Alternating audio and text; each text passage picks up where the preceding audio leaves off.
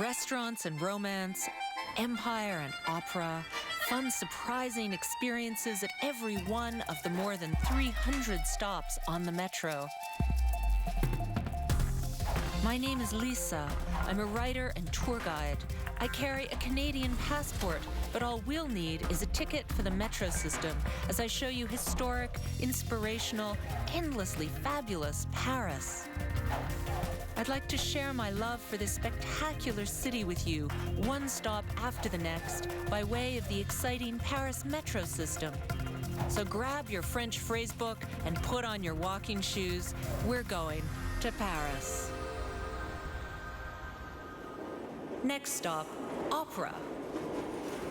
Today I want to take you to the Opera metro station, that is, right in the heart of Baron Haussmann's Paris. We'll start at the eye-popping Opera House, and we don't have to go far to check out some of my favorite architecture, opulent shops, jewelry makers, historic cafes, parfumerie, and all kinds of spots to take a break and enjoy a bite to eat in a city with a surprising variety of tastes.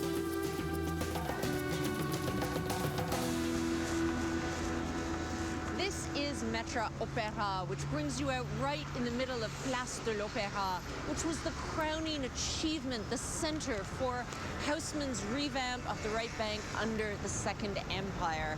Now, this area became a glittering jewel of theaters and cafes and shopping, partly because of this crisscrossing of boulevards here. We've got the Boulevard des Italiens, named for the theater, the Comédie Italienne. We've got the Rue du 4 Septembre. We have the fabulous wide Avenue de l'Opéra, which leads straight down to the Louvre. So Napoleon III and the Empress Eugénie could leave their palace and go straight to the opera to see shows. We have Rue de la Paix leading to Place Vendôme, very elegant down there.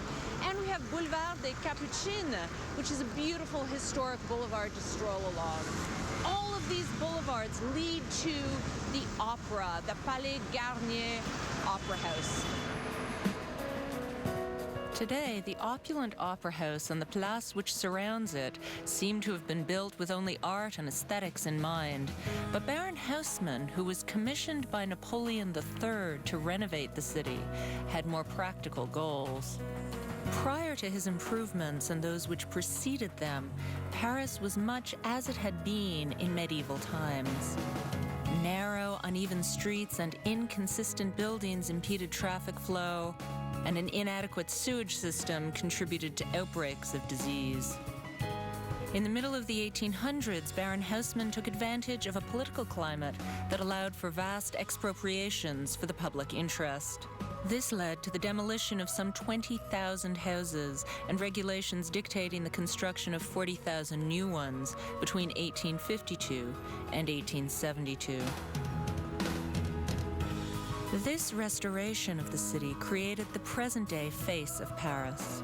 Wide, straight boulevards with uniform buildings and large open squares at the crossroads. Here, at Place de l'Opéra, Baron Haussmann's plan gave life to the fabulous and busy intersection that is the setting for the breathtaking Paris Opera House, or Palais Garnier. Charles Garnier was a young architect who won the prestigious competition to design a new opera house for Napoleon III under the Second Empire. The young architect had to overcome many difficulties during the planning and construction of the opera house. The presence of underground water made it necessary to construct a huge concrete reservoir to counteract water pressure in the surrounding soil. The ingenious solution to the problem of water infiltration not only created a reserve of water for firemen, but is also the origin of the legend of an underground lake beneath the opera. Facing many challenges and difficulties, among them getting his designs accepted by the people of Paris, who saw the project as a colossal waste of money, as well as Baron Haussmann, who was more interested in the flow of traffic in his boulevards than in the requirements of such a grand building, and even the Empress herself, who questioned the building's unconventional style. Despite all of this, the young Garnier managed to erect a monument that is today arguably the most famous opera house in the world. His likeness still graces the building, which came perilously close to never being completed. In September of 1870, the empire collapsed after a disastrous war with Prussia. Paris was besieged, and without the emperor or the empress within the city, the unfinished opera house was taken over by the army and used as a storehouse for food and supplies. The gorgeous opera house became a symbol for the hated fallen empire, and it seemed that Garnier's work would never be finished.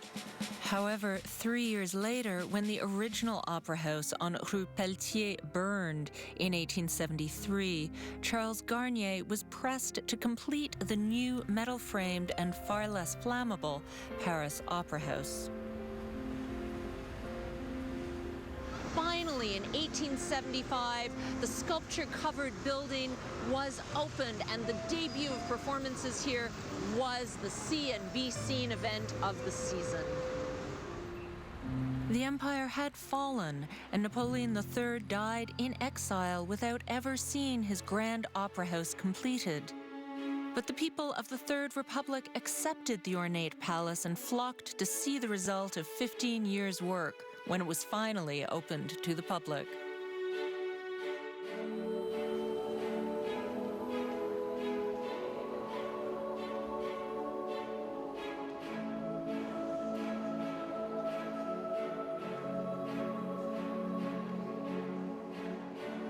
The access areas of theaters had, until Garnier, been treated as utilitarian spaces, merely a way for people to get in and out of the auditorium and to move about between acts. But here in the new Opera House, the entry with its great staircase and grand foyer was totally innovative in its grandiose decor. Onyx and marble, gilding and sculpture, ornate detail and delicate proportion combine to set the stage for an evening of music and spectacle.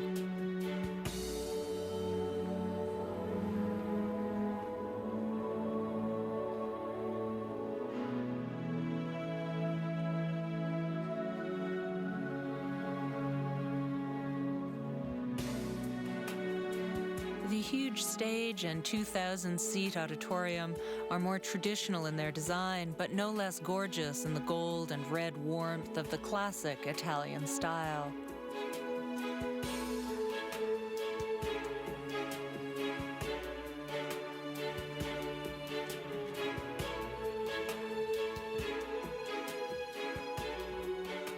High above the plush seats and surrounded by the painting of Marc Chagall, added during the 1960s renovation, you'll see Garnier's original 7-ton light fixture with its 340 individual points of light. Have taken their turn at the stage at the Palais Garnier. But here the architecture will always be the star attraction. And there is no shortage of attractions in the Metro Opéra area of Paris. I've got a rather tasty one lined up just across the street, right after this.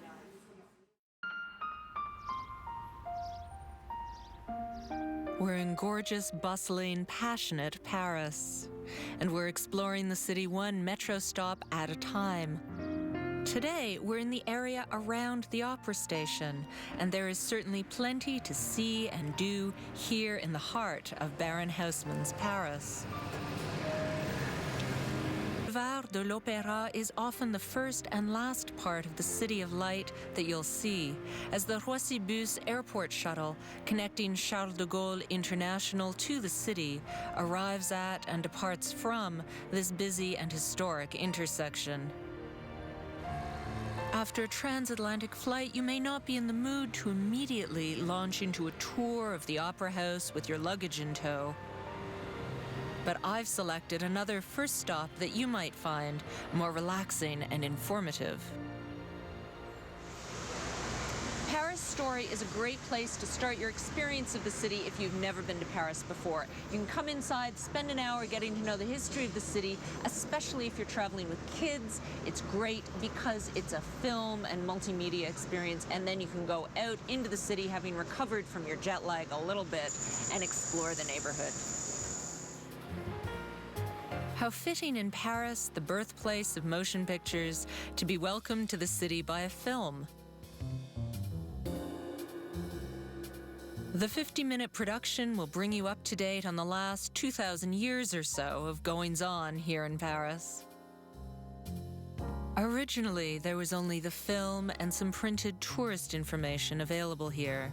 But over the years, the father and son team who manage Paris Story have updated the film to include the latest additions to the city.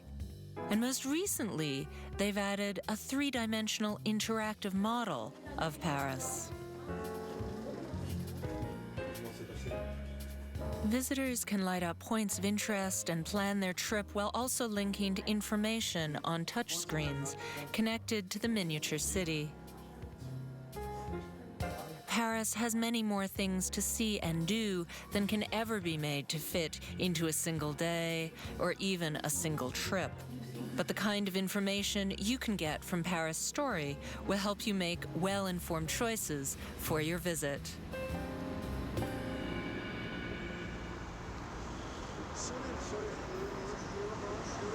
Boulevard des Capucines comes right off Place de l'Opéra, and it's called Capucine because of the nunnery that stood here.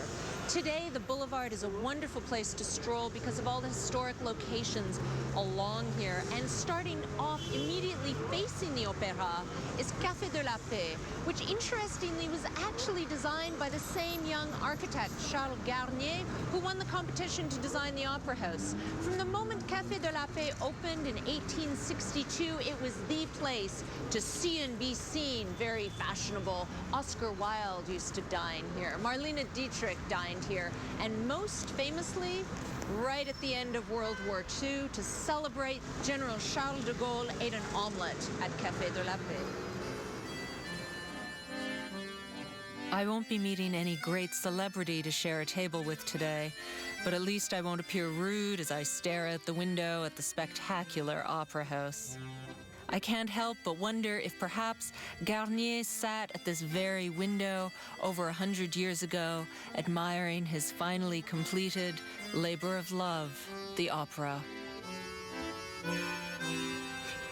Merci. That looks great. Merci. Très bon appétit, madame. Merci.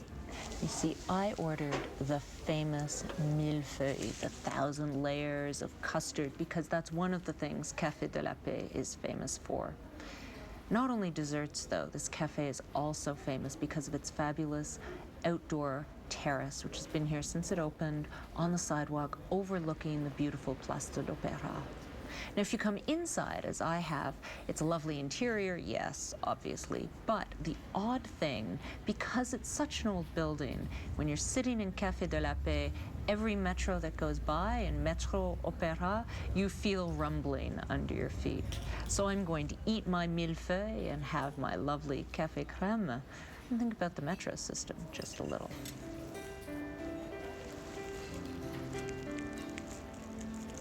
The elaborately decorated pastry and the great view here suits the gorgeous old Café de la Paix because the over-the-top opera building outside is mirrored by the Second Empire in here. The Café de la Paix is a perfectly preserved example of the grand style of a time gone by. Painted ceilings, gilded columns, and gorgeous frescoes adorn this special café. Little wonder that the Empress Eugénie herself was present when the establishment was inaugurated in 1862. The cafe is part of the Paris Grand Hotel, now owned by the Intercontinental chain. The historic hotel has been beautifully renovated while maintaining the opulent grandeur in keeping with a luxury hotel, offering suites that overlook the Palais Garnier.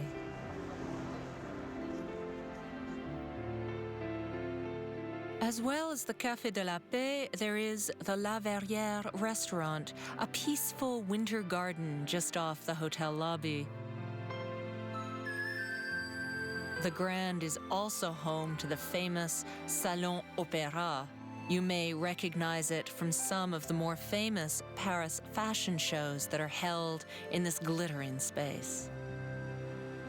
Because the neighborhood is so popular, you may have to book a year ahead of your trip, but there's no shortage of historic hotels to choose from here on the Boulevard des Capucines. The Hotel Scribe is the first place moving pictures were shown by the Lumière brothers, who invented cinema here in France. And on December 28, 1895, in the Grand Salon of the cafe in this hotel, the public was finally invited to see the picture move.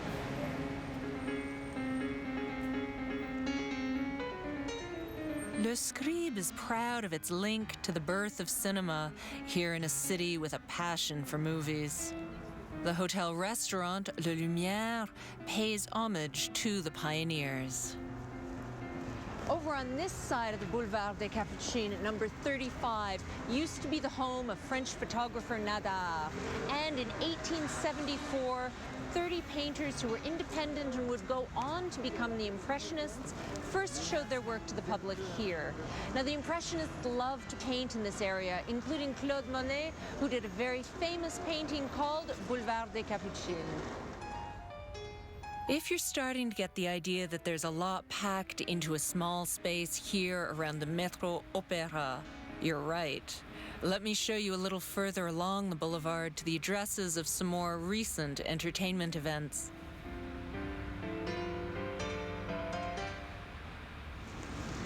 Miss Thangat was the best-paid female performer of her day, which was the early part of the 20th century. And for 50 years, Miss Thangat lived here on the Boulevard des Capucines at number 24. Reputation-wise, think of Madonna, but much earlier in the century. Now, right next door at number 26, we have the Olympia, which is the most prestigious concert hall in France if you're a rock band. It actually opened in 1893. It was a wonderful music hall, and it was opened because the owner of the property had a roller coaster that was shut down by the police for safety reasons. So he went into theater. Now, everybody has played here. Maurice Chevalier sang here, Edith Piaf sang here, and actually donated the proceeds of one of her concerts to the theater managers because they were going broke. Now, more recently, the Beatles have played here, the Rolling Stones have played here, and anybody who is anybody in the rock world has tried to get a gig at the Olympia. The Opera District in Paris have some of the most expensive restaurants on earth. But I want to take you for a sandwich where everyday Parisians like to stop right after this. We're in gorgeous, delicious, spectacular Paris. We're exploring the area near the Métro Opéra station today, and we have lots to see. One of my favorite places to drop in when I'm in this part of the city is perhaps less well known than the Eiffel Tower, but the locals keep coming back to this little spot on Rue des Capucines. This is the Petit Vendôme. It is a fabulous place for sandwiches. The best thing for me is to get here a little bit early before the real madness hits, because right at lunchtime, this place is packed. The comptoir has people from all over the quartier ordering sandwiches, and the selection here is fabulous. A simple, fresh-made sandwich may not be the kind of cuisine you first picture when you imagine dining out in the Opera District. But it's clear from the popularity of the Petit Vendôme that owner Gilles Caussade understands what working Parisians want for lunch. Nice to meet you. Very nice to meet you. It's just about to get really busy in here as the lunch crowd breaks for a casse-croûte. But Gilles agreed to sit with me for a few minutes and even tell me the secret of his success. There are 4 secrets to make a good sandwich. Okay. First, the bread. Bread is very important. It comes from Julien. And when the bread comes, we go like this to see if the noise is good. So if it's crisp enough on the outside, yeah, because some of them are soggy, and that's so depressing. Yeah, I totally agree. Second secret is the butter. We have very rich butter from Normandy. Excellent. No sterilized milk, nothing, just real butter. The third is the quality of the products. Those are coming from small shops in Auvergne, in Cantal, and both the cheese and the charcuterie comes from very small producers who are very keen of quality. And the fourth secret is that every sandwich is made to your order. Not one sandwich is prepared an hour in advance. It's one by one. That's why there is a queue also. Now, which is interesting is that in this whole area, there are not many places like that left. Everything is gray and white, everything is lounge, and we are not lounge at all. We are typical French bistro. You can eat there for very reasonable price, really French cooking. And we want to remain like this. We will never change. That's for sure. The other sandwich that I know I've had here is the special. And, tell me a little bit about the special, because it's a little secret. Special is the fresh goat cheese, cured ham, and olive oil that I produce personally. I have olive trees in Provence, and that's my second passion is olive oil. Wow. So we have every year our own olive oil, which is very good. Yeah, it's great. It's good olive oil, just on, the good bread, good olive oil, that's almost all you need. Sure, absolutely. And a good glass of wine. Yeah, yes, wine is very important, obviously. Thank you so much, Gilles, for your time. I'm really looking forward to my sandwich, and I love talking about food, so thank you so much. It was a pleasure to have you. Okay, it was really, a huge pleasure. Our Canadian friend. Very nice. Gilles' place is starting to fill up with the lunch crowd, so I better let him get back to work. I'll find a sunny bench somewhere to sit and enjoy my sandwich while taking in some of the gorgeous architecture in the area of Metro Opéra. Like this charming little building at the corner of Boulevard des Italiens. Today, it's an office block owned by a bank. Before that, a very pricey restaurant where it picked up the nickname of La Maison d'Arrêt, or the Golden House. And if we look even further back, this was once the Hôtel Stainville-Choiseul, where Madame Tallien once lived. She was one of a group of eccentric, well-to-do women known as the Marvelous, who scandalized Parisians with their transparent gowns after the French Revolution. History is still alive and well in the Opera District of Paris. You can even order jewels from the very same place where the Empress herself once shopped. I'll show you right after this.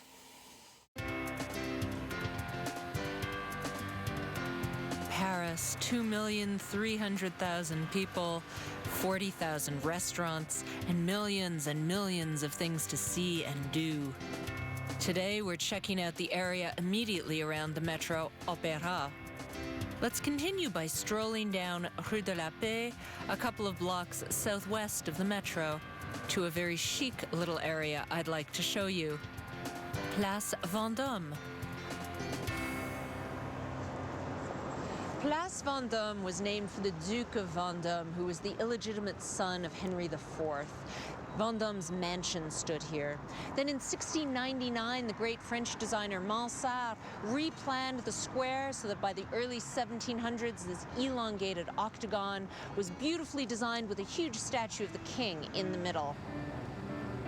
The king's statue, like so many symbols of its kind, was torn down during the French Revolution.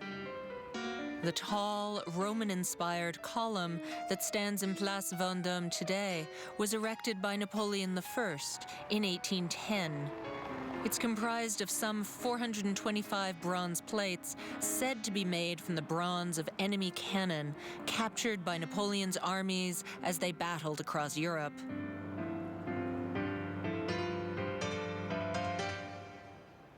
Now, this column was torn down, yet again, by the people in the Paris Commune. And finally, when the Commune was suppressed, the government blamed the painter Courbet for tearing down the column. They said that he had roused the rabble and it was his fault and he had to pay the bill. He ended up going to prison for 2 years because of this. Today, the Place Vendôme is home to French Ministry of Justice offices, as well as some very high-end jewelry shops and financial institutions. Speaking of jewels, I'd like to show you the oldest existing family business in all of Europe. At number 9, Rue de la Paix, about halfway between Place Vendôme and the Opera, you'll find the Malario Jewelers, in business for 14 generations. Operating since 1613, the family has been at this same address since 1815.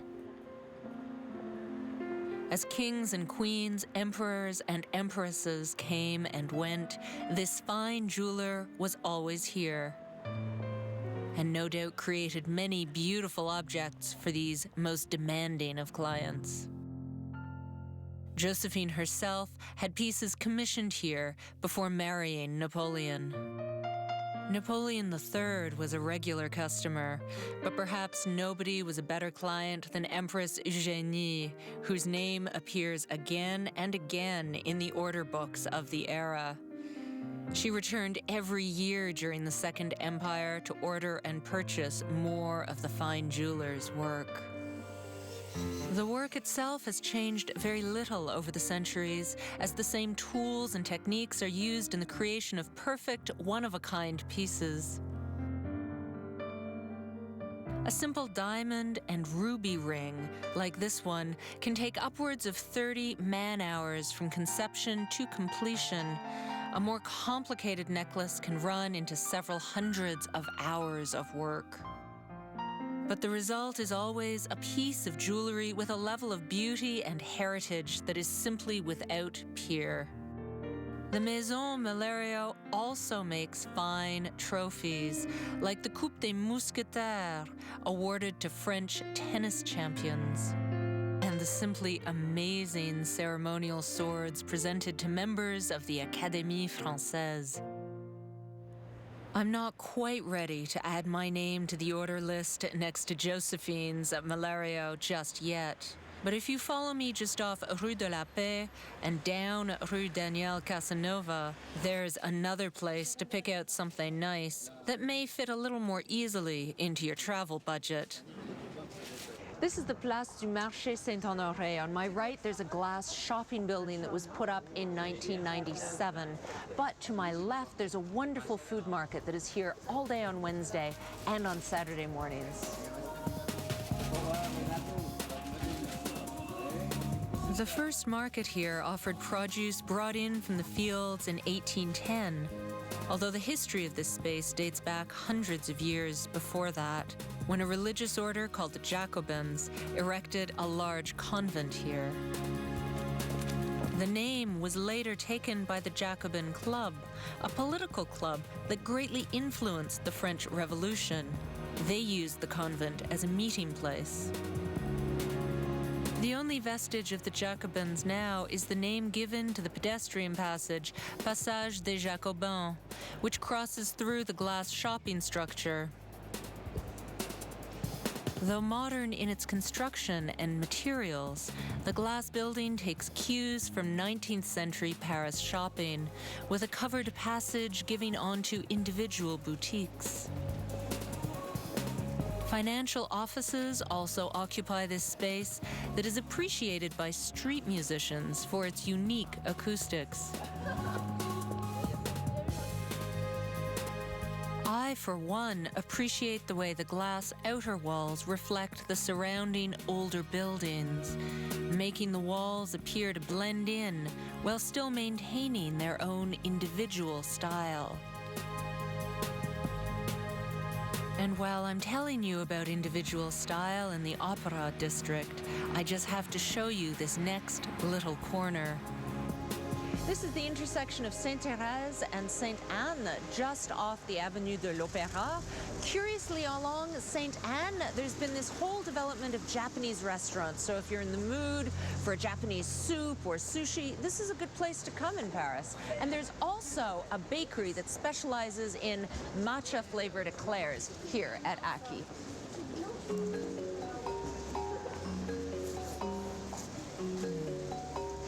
Aki has a strong presence here in the Japanese district, not only with its boulangerie, but also with its Aki restaurant just across the street.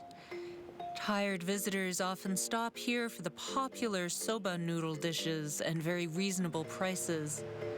As is so often the case in Paris, the huge celebrity restaurants on the boulevards can cost an arm and a leg. But once you get just a few steps off the beaten path, you can find some quite inexpensive meals that are every bit as good. And an inexpensive lunch will leave you more money for shopping. That's where we're going right after this. We're in magical, creative, amazing Paris. The Palais Garnier Opera House in Paris set the style for building in the years that followed its triumphant opening in 1875. But the building itself is not the only influence on style around here, as I'll show you over at number 22, Rue de la Paix. Rose Repetto sold her first pair of ballet slippers near the Opéra de Paris in 1947. And by 1959, she was so popular with ballet professionals that she opened this wonderful shop right near the Opéra. These days, you can still buy tutus and professional ballet slippers here, but there's also a whole line of streetwear and great shoes to walk around the neighborhood in, as lots of French models do.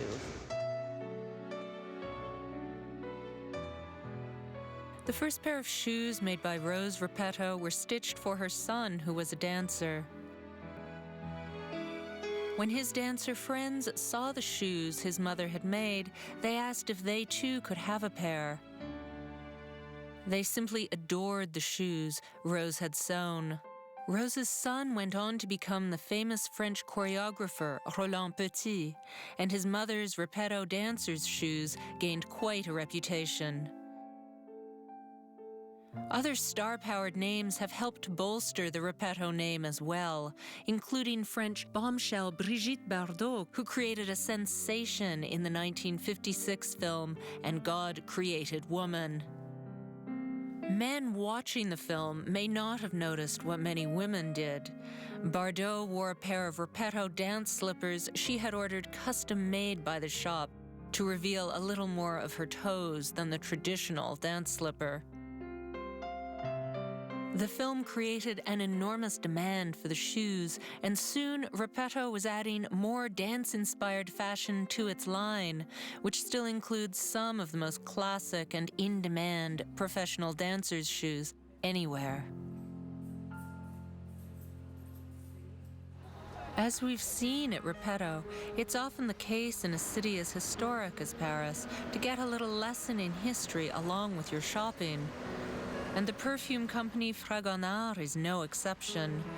They're in the business of selling fine perfumes, soaps, and cosmetics, but they also operate the Museum of Perfume here in the shadow of the Palais Garnier. It's housed in an 1860s building which was designed by a student of Charles Garnier, who built the opera. One of the last people who lived here was Maria Callas, the great opera singer.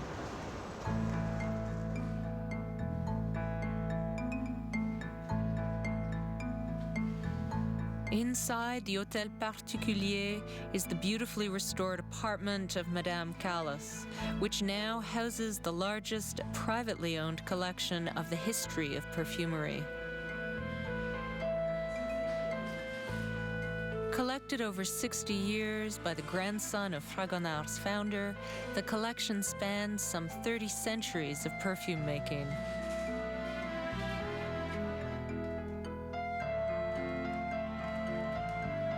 In such a place, it's easy to imagine the famed women of Paris using such gorgeous perfume bottles before they stepped out for a night at the Opéra. And here in the Musée Fragonard, you can also learn about how the fragrances were manufactured. Now, over in this side, Fragonard, which was founded in 1926 in Grasse, has how they distill the plants to make perfume. You see, Grasse is a town surrounded by lavender fields and other plants that traditionally went into perfume. So it was logical that this perfume house comes from Grasse.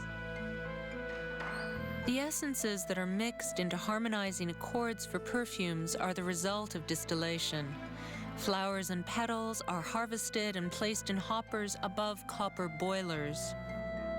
As the water boils, the resulting steam passes up through the flowers, then passing into the cooling gooseneck on the still, where it condenses into liquid. This liquid then separates into water at the bottom of the container, with a thin layer of pure essence on the top. This essence requires huge amounts of flowers to create. You need 3.5 European tons of rose petals distilled down to 1 mere liter of rose essence, which is why when you usually buy perfume, you buy eau de toilette that's been watered down and watered down. You very, very rarely buy actual pure essence. And if a visit to Fragonard has put you in the mood to buy a little eau de parfum for yourself as a souvenir of Paris, it's as easy as a quick step around the corner to Fragonard's shop in the Opera District.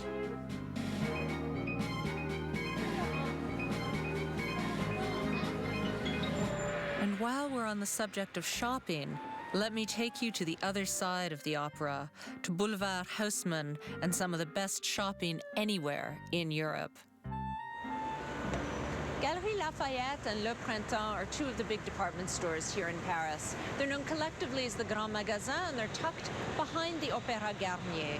Now, Galeries Lafayette recently celebrated its 100th anniversary here in this building, which opened in 1912, and it's well worth stepping inside to admire the Belle Époque stained glass dome.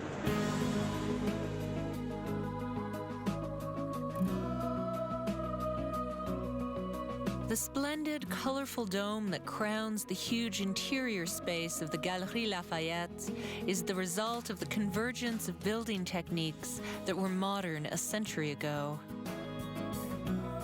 The use of metal framing for buildings not only reduced the risk of fire in such public spaces, as was the inspiration for the completion of the Opera House, but the iron frame also made gorgeous, dramatic structures like this central dome possible. The glass panels of the roof were produced with new industrial techniques and lowered production costs. Despite these functional and economic realities, the resulting Cathedral of Commerce, as it has been called, is today an undeniable icon of Paris.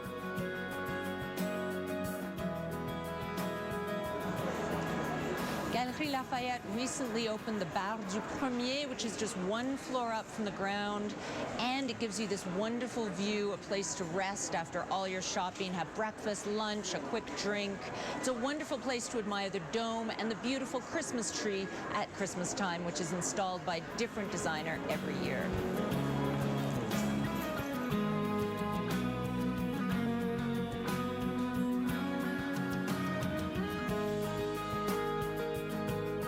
The Galeries Lafayette flagship store on Haussmann was constructed by architect Ferdinand Chanu and glass artist Jacques Gruber over 100 years ago. The highest quality retailers from the world over still gather under the 10-story high dome, considered to be among the finest examples of Art Nouveau architecture anywhere.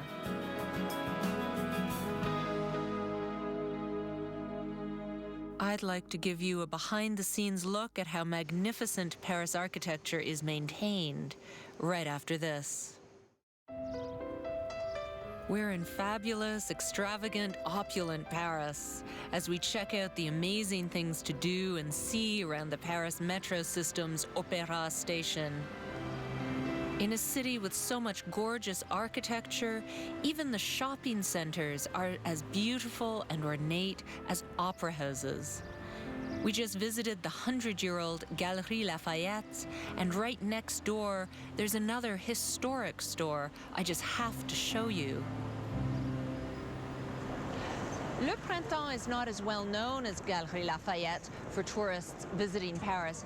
But this is actually a much older Grand Magasin. It's been in this location since the 1860s. The original building burned down in 1881.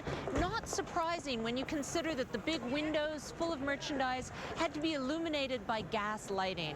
So when Le Printemps rebuilt in the 1880s, they actually installed electricity, which was a radical thing to do at the end of the 19th century. These days, it's worth coming to Le Printemps to look at the amazing craftsmanship in the restoration work they've done on the mosaics over the doors, the gilding on the cupolas, etc. Gorgeous buildings like the ones we visited today are not simply designed and built. They also have to be maintained. Au Printemps is no exception and underwent a recent 3-year renovation on its fabulous exterior. During the work, all passers-by in the streets below saw was a huge graphic tarpaulin covering the worksite, while inside the tenting, a team of highly skilled artisans worked long hours on the extremely detailed mosaics.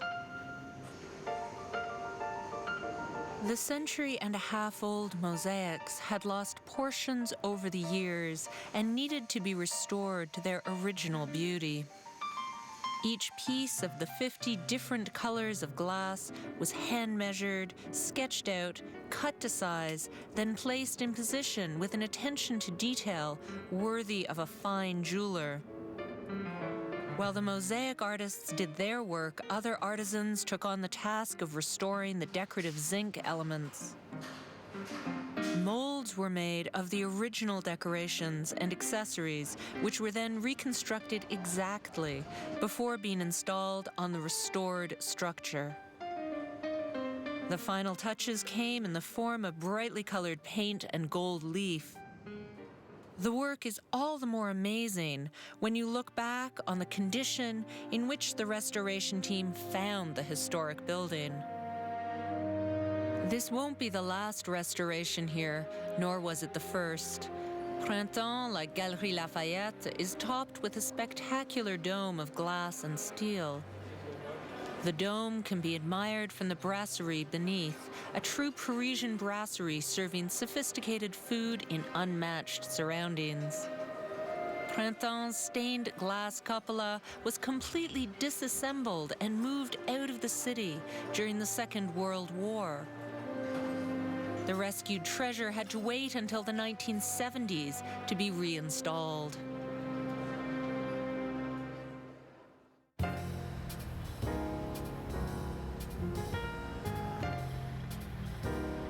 If you find yourself carried away with the shopping in Les Grands Magasins, not to worry.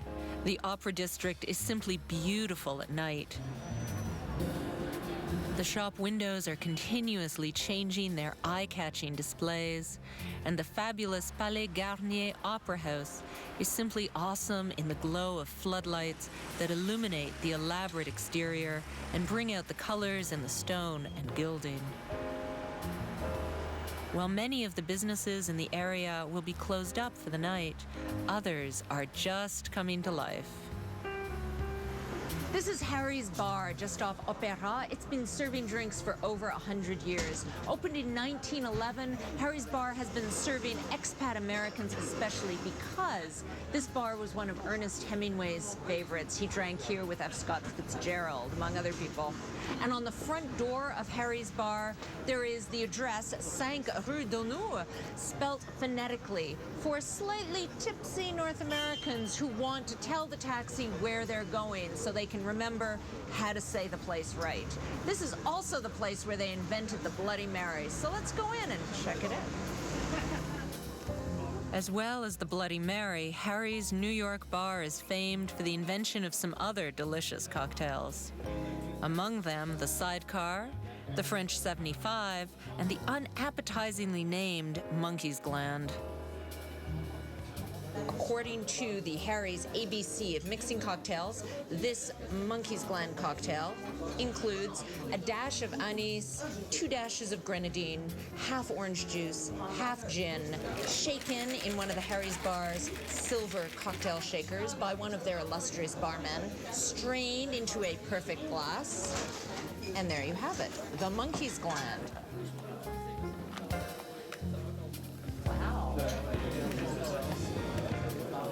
I'm going to finish my cocktail, purely out of historical interest, of course, and call it a night. It's been a busy day in the Opéra district, and I look forward to our next meeting on Paris, next stop.